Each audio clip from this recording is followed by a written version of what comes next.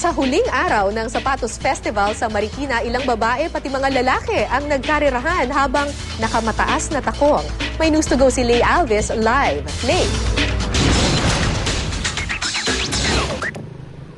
Katatapos lang ng Tour de Takong ang taunang stiletto race dito sa Marikina.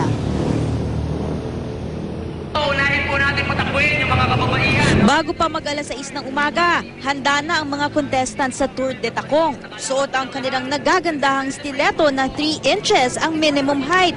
Pero hindi lang mga babae ang sumali. May sarili ring karera ang mga lalaking nakatakong din. May mga guminik pa at nag-costume.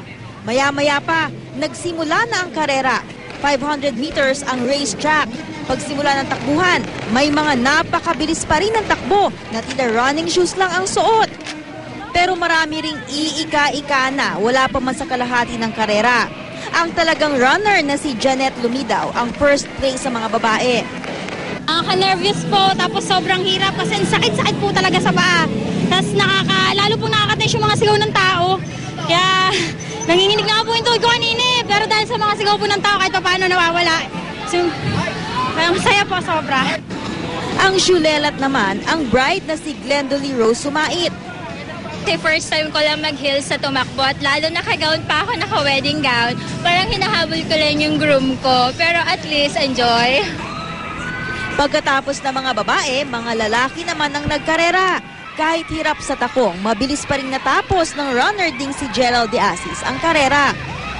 Ano pang pakiramdam ng tumakbo ng nakatako? Nakakapagod na, nakaka-excite na itakbo na first time kasi na tinakbo na kaganito.